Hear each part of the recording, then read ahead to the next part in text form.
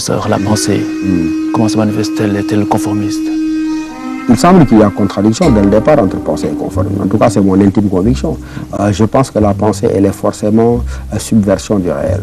Je pense que la pensée, elle ne peut pas s'accommoder justement d'accommodement.